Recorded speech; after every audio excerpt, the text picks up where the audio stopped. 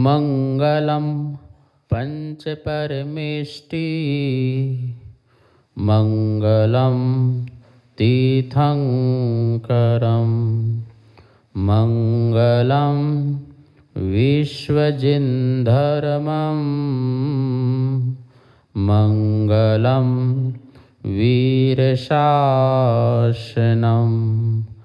मंगलम वीरशासनम।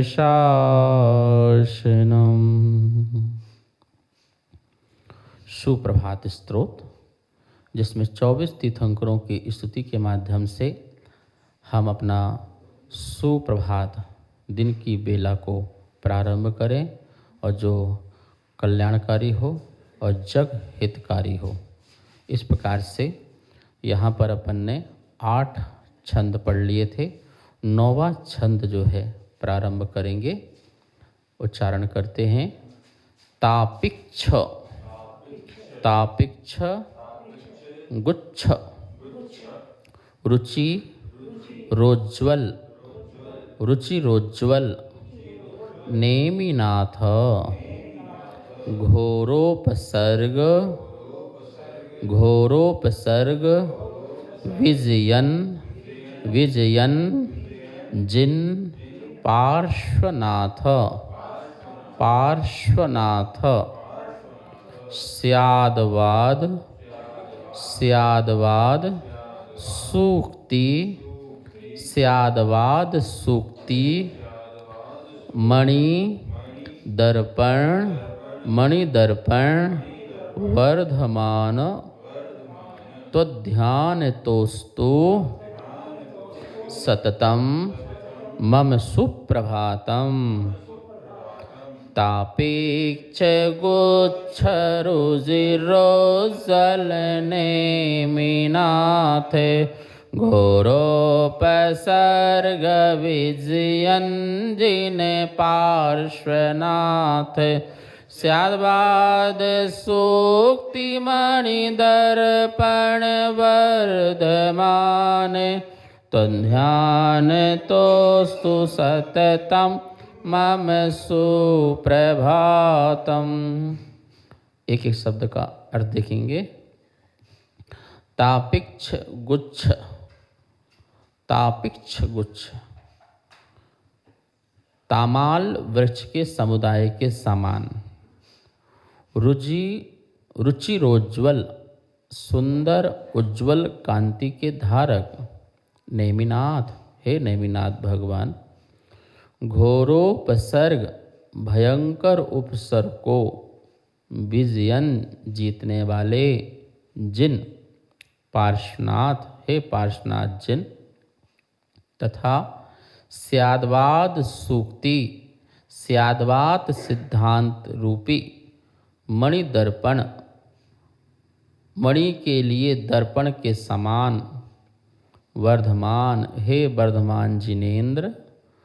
तो ध्यानतः आपके ध्यान से मम सुप्रभातम मेरा सुप्रभात सततम अस्तु हमेशा हो। यहाँ पर स्तोत्र में 3 भगवान की स्तुति। नेमिनाथ भगवान, पार्श्वनाथ भगवान और वर्धमान भगवान अर्थात महावीर स्वामी। और तीनों ही बहुत ही ऐतिहासिक पुरुष महापुरुष। तापिक्ष गुच्छ रुजिरोज्ज्वल 2 विशेषणों से यहाँ पर नेमिनाथ भगवान की स्तुति की गई है। तापिक्ष गुच्छ तापिक्ष जाति का अर्थात तमाल जाति का एक वृक्ष है जो गुच्छ मतलब सघन। गुच्छ का मतलब गुच्छा। गुच्छे होते हैं ना तो सघन होते हैं, भरे होते हैं। तो एक ऐसा वृक्ष है जो बहुत ही सघन है। जैसे क्या बोलते कि सगोना के जो पत्ते होते हैं वो बड़े बड़े होते हैं और सघन होते हैं, ठीक है ना। वहाँ से छिद्र दिखाई नहीं देता है। जैसे कोई पेड़ है, उसके पेड़ से सूर्य की किरणें नीचे आती हैं और दिखती हैं, ठीक है ना। लेकिन कुछ ऐसे पेड़ हैं जिनके नीचे खड़े हो जाओगे तो आप सूर्य की किरण भी उसमें प्रवेश नहीं कर सकती है। ऐसे तापिक्ष गुच्छ तमाल वृक्ष के समुदाय के समान, उनके सघन के समान ऐसे नेमिनाथ भगवान, मतलब कहना ये चाह रहे हैं कि नेमिनाथ भगवान अपने आप में कितने पावरफुल हैं।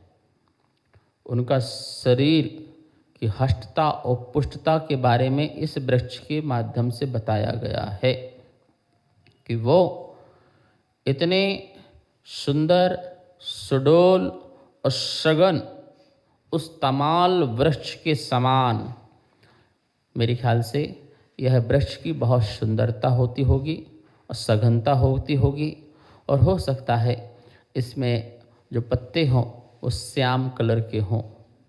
हमने ये नाम पहली बार सुना है और ये वृक्ष शायद देखा भी हो और शायद ना भी देखा हो, पर ये सघन है, ये निश्चित है। बहुत ही सघनता को प्राप्त है, जिसके कारण सूर्य की किरणें अंदर ना आ सकें। ऐसे हे नेमिनाथ भगवान, आप ऐसे हो कि आपके अंदर कोई भी जो है कर्म प्रवेश ना कर सके। आप ऐसे हो कोई मोह आप में प्रवेश ना कर सके, जैसे राजुल का मोह भी जिनके अंदर प्रवेश ना कर सका। राजुल इतनी सुंदर राजकुमारी और विवाह के रथ में खड़े हुए वह नेमिनाथ, जिनके एक क्षण में ही सब कुछ बदल गया। जीव दया के सामने उन्हें राजुल का मोह नहीं दिखा, उनके सघन वृक्ष में वो प्रवेश नहीं कर पाया। कितने बाराती, कितने लोग, सभी जा रहे हैं और सब खुशियां मना रहे हैं। नेमिनाथ भी अपने द्वारकापुरी से जूनागढ़ के लिए कितने कोटि 56 कोटि जो हैं बराती, घराती, यादव वंशी, ये सब लोग जो है जा रहे हैं। लेकिन एक क्षण, एक पल में ही सब कुछ बदल गया। जीव दया, जीव के प्रति करुणा का भाव, शाम की गोधूली वेला में पशुओं का आना हो रहा था।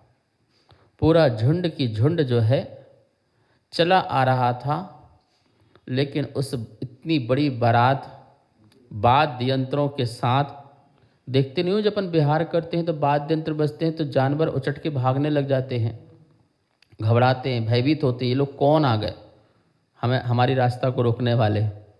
तो वो भागते हैं, तो वो सारे के सारे जानवर भागने लगे। तो उनके जो नन्हे मुन्ने छोटे छोटे बच्चे थे वो चिल्लाने लगे, माँ माँ माँ माँ, दुखी होने लगे। वो छोटे छोटे बच्चे जो परेशान होने लगे, तो उनकी करुण पुकार को देख करके, उनकी करुणामय पुकार को देख करके नेमिनाथ जो दूल्हे बनकर के वनठन बन के बैठे हुए थे, उस करुण पुकार को देखा कि देखो क्या मोह का बंधन है। माँ से बिछड़ते हुए बच्चे कितने दुखी हो रहे हैं, कितने परेशान हो रहे हैं। ये मोह दुख देने वाला है। माँ वहाँ तड़फ रही है, बच्चा वहाँ तड़फ रहा है। ये मोह का बंधन जो है दुख देने वाला है।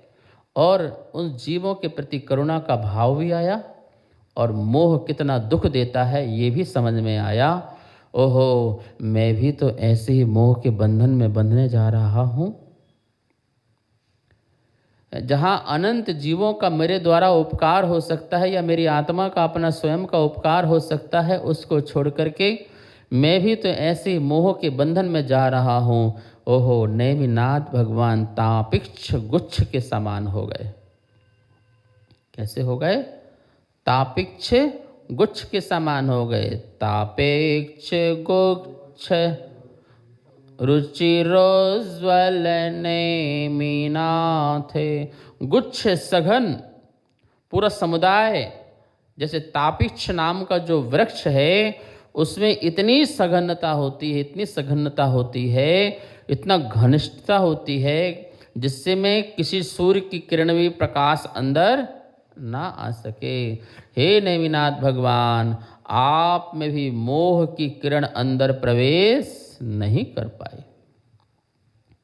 आप बाल ब्रह्मचारी रहे, कोई भी अब्रह्म आपके अंदर प्रवेश नहीं कर पाया, कोई मोह आपको आसक्त नहीं कर पाया। ऐसे तापिक्ष वृक्ष के समान आप हैं नेमिनाथ भगवान। और कैसे हैं? रुचि उज्ज्वल, संधि करेंगे, रुचि ही उज्ज्वल, रुचि सुंदर, उज्ज्वल कांति, सुंदर उज्ज्वल कांति के आप धारक हैं। कैसे हैं? सुंदर उज्ज्वल कांति के धारक नेमिनाथ भगवान। ऐसा क्यों शब्द बोला है? आपको पता है हमारे नेमिनाथ भगवान का जो शरीर का रूप था कैसा था? श्याम। जैसे श्री कृष्ण का श्याम, कितना सुंदर चेहरा दिखता है। कभी देखा है श्री कृष्ण का श्याम की फोटो? देखी है? वो रुचि उसमें पैदा होती, आकर्षण प्रकट होता है, उज्ज्वल होती है, कांति चमकती है। ऐसी हमारे नेमिनाथ भगवान का रूप भी कैसा था? उज्ज्वल था, कांति से युक्त था, सुंदर था। रुचि मतलब सुंदर, सुंदर था, उज्ज्वल था, कांति से युक्त था। ऐसे नेमिनाथ भगवान, ऐसे नेमिनाथ भगवान जिन्होंने गिरनार पर्वत से, ठीक है ना, सौरीपुर बटेश्वर से तो उनका गर्भ कल्याणक और जन्म कल्याणक, दो कल्याणक तो कहाँ पर हुए? सौरीपुर बटेश्वर।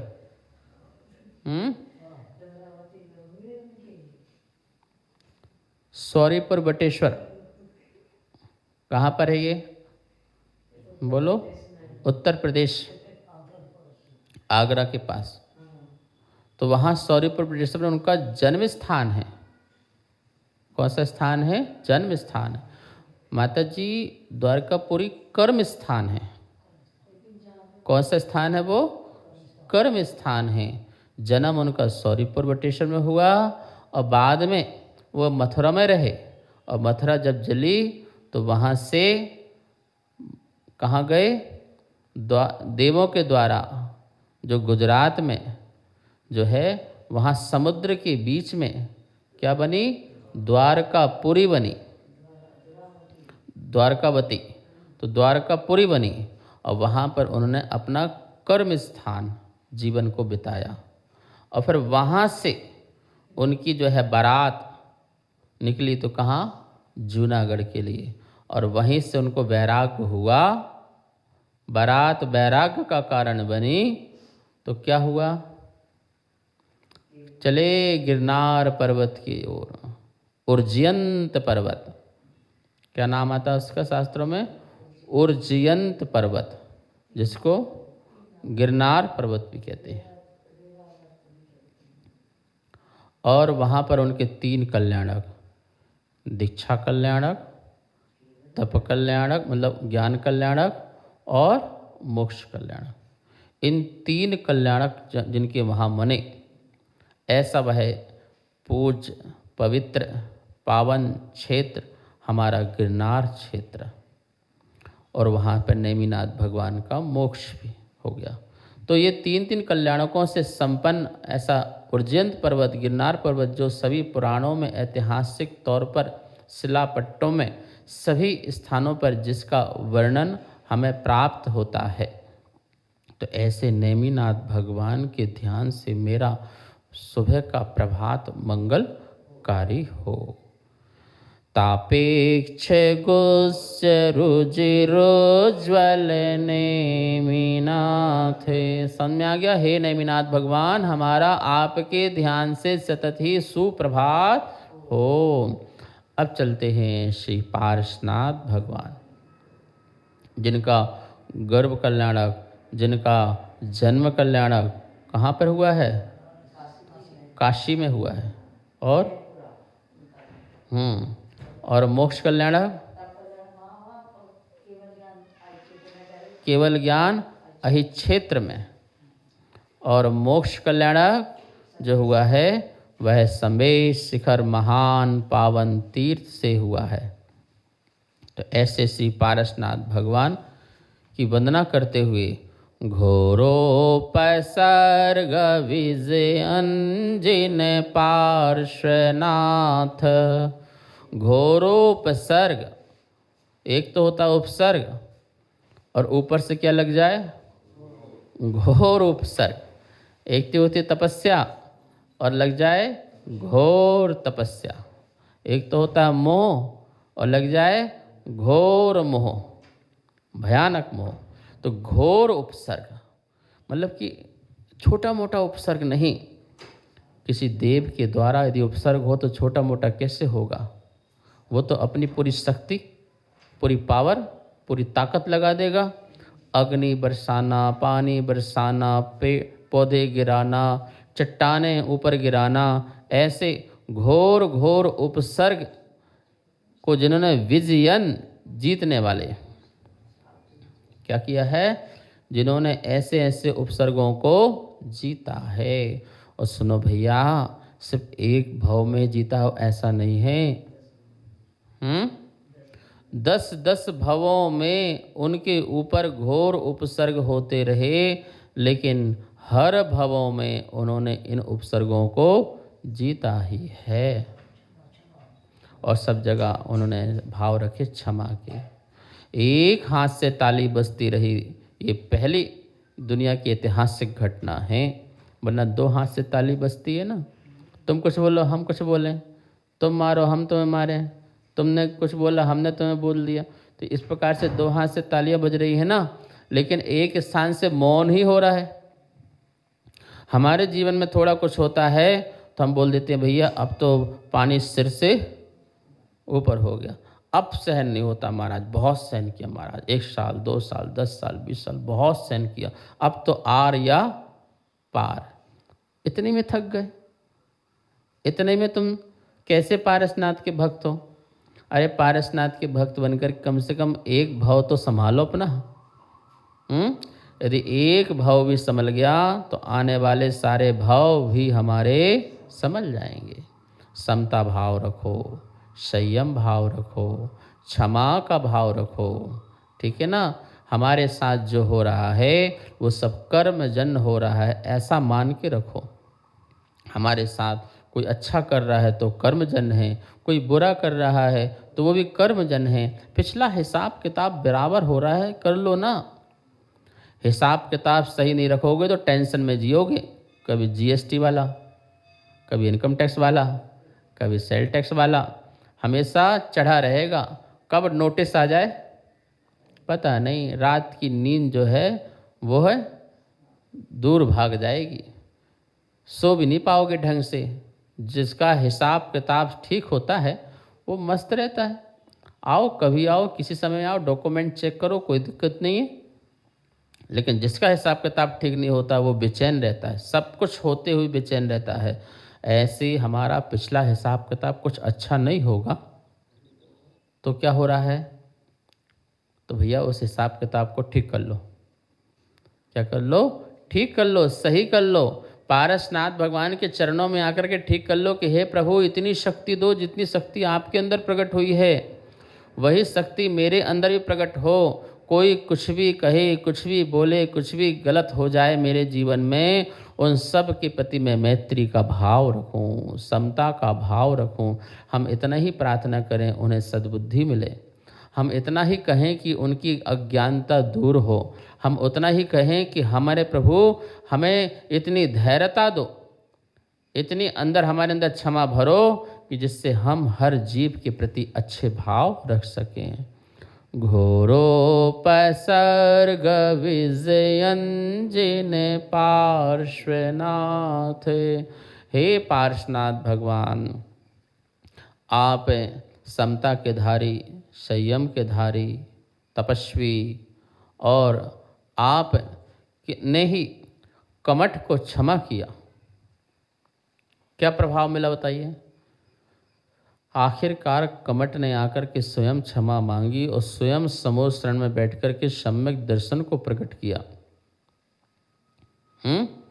और मोक्षगामी जीव हो गया वो। तो कभी न कभी किसी न किसी समय सद्बुद्धि ठीक तो होगी ना जीव की। आज बिगड़ी है, कल ठीक हो जाएगी। हम बिगड़े को क्यों देख रहे हैं? हम ठीक वाले को भी तो देखें। कल उसने क्रोध किया था, कोई बात नहीं, आज तो नहीं कर रहा है ना, आज तो ठीक है, तो आज तो स्वीकार करो अच्छा आदमी हो गया है। हम पुरानी धारणाओं मत जियो। हर समय की अवस्था और पर्याय चेंजिंग होती रहती हैं। उस अवस्था को देखो। पीछे की पर्याय देखोगे तो बड़े परेशान हो जाओगे, और वर्तमान की पर्याय में जियो। पारसनाथ भगवान यही कहते हैं कि देखो कि यदि आप अच्छे हो तभी आपके पीछे जो है दुनिया लगेगी। अच्छा, जो समाज में कुछ करता है तो उसी को सुनना पड़ता है ना। जो घर में बैठा उसे क्या सुनना पड़ेगा? मधु, घर में बैठे हो तो कौन सुनाएगा? और मंदिर में आकर कुछ काम करोगे तो तुमने ऐसा कर दिया, तुमने वैसा कर दिया, ऐसा नहीं होना चाहिए था, वैसे नहीं होना चाहिए था। अरे कुछ करोगे तो सुनने मिलेगा ना, ठीक है ना। और हमारा तो एक रूल है कि असली हाथी होगा तो कुत्ते तो भौंकेंगे। नकली हाथी में कौन भौंकता है? नकली हाथी में कौन भौंकता है? लकड़ी का हाथी हो, कागज का हाथी हो, कपड़े का हाथी हो, लगा दो, चित्र बना दो दीवार में हाथी का, कुत्ते वहाँ देखेंगे भी नहीं। भौंकने की तो बात छोड़ो। लेकिन जब असली आएगा, मस्ती के साथ आएगा, तो क्या होगा? भौंकने वाले तो भौंकेंगे। लेकिन हाथी को अपनी चाल नहीं बदलना है, हाथी को अपना रास्ता नहीं बदलना है, और हाथी को कोई जवाब भी नहीं देना है। उसे समता भाव से, गंभीरता से आगे बढ़ता जाना है और अपनी मंजिल को प्राप्त करना। ऐसे ही चाहे साधु अवस्था हो, चाहे श्रावक अवस्था हो, पारसनाथ भगवान से सीखो कि कितने भी हमारे जीवन में कर्म उदय से उपसर्ग आए, चाहे व्यक्तिगत जीवन किसी व्यक्ति से आए, चाहे किसी के वस्तु से आए, कैसे भी किसी भी प्रकार से एन कैन प्रकार रूप से आए, उन सब में हमें समता भाव धरना है। ऐसे श्री पारसनाथ भगवान कैसे घोरोपसर्ग विजयन जिने पार्श्वनाथे, ऐसे पारसनाथ भगवान के ध्यान से मेरा सुप्रभात हो। और अंतिम लाइन बची हुई है, स्याद्वाद सूक्ति मणि दर्पण वर्धमान। अब आते हैं किनके पास? वर्धमान स्वामी के पास आते हैं। अंतिम तीर्थंकर इस युग के 24वें भगवान वर्धमान महावीर स्वामी, जिन्हें संसार में 5 नामों से जाना गया है। वीर, अतिवीर, महावीर, सन्मति, वर्धमान। क्रम वीर पहले है, फिर वर्धमान है, फिर अतिवीर है, फिर सन्मति है, फिर अतिवीर है, फिर महावीर है। ऐसे 5 नाम से जगत में जिनकी प्रसिद्धि हुई है, ऐसे वर्धमान स्वामी। कहाँ हुआ है उनका जन्म? जो वासुकुंड, जो कुंडग्राम, वर्तमान में वासुकुंड नाम है, कुंडग्राम वैशाली नगरी के पास, बिहार प्रांत, विदेह देश की राजधानी वैशाली के कुंडग्राम में जिनका क्या है? जन्म हुआ है। गर्भ कल्याणक और जन्म कल्याणक। उसी के पास जाकर के ज्ञात्री खंड में जाकर के उनका दीक्षा कल्याणक हुआ है, दीक्षा जिन्होंने ली है। और उसी के पास ऋजुकला नदी है। तो ऋजुकला नदी के किनारे जिन्होंने ध्यान किया और केवल ज्ञान की जिन्हें प्राप्ति हुई है, और उसके थोड़ा आगे और जाओ तो पावापुरी, पावापुरी में जाकर के जिनका मोक्ष हुआ है, पावा नगर से जिनका मोक्ष हुआ है, ऐसे वर्धमान स्वामी के 5 कल्याणक से संपन्न कैसे हैं वर्धमान स्वामी? स्याद्वाद सूक्ति मणि दर्पण वर्धमाने। स्याद्वाद सूक्ति, सूक्ति यहाँ सूक्ति मतलब सिद्धांत लेने का, ठीक है ना, जो छोटे छोटे से सूत्र है उन सूत्रों से बहुत महान अर्थ को समझाने वाले स्याद्वाद सूक्ति। स्याद्वाद ये शैली, कथन करने की शैली, स्याद्वाद, वाद मतलब बोलना, समझाना, कथन करना। स्यात् मतलब अपेक्षा से, अपेक्षा से सिद्धांत को समझाने वाले, जो समस्त सिद्धांत को अपेक्षा से समझाया कि इस प्रकार भी है और इस प्रकार भी है, ये व्यवहार से है, ये निश्चय से है, ये नय से है, ये प्रमाण से है, ये द्रव्य से है, ये क्षेत्र से है, ये काल से है, ये भाव से है।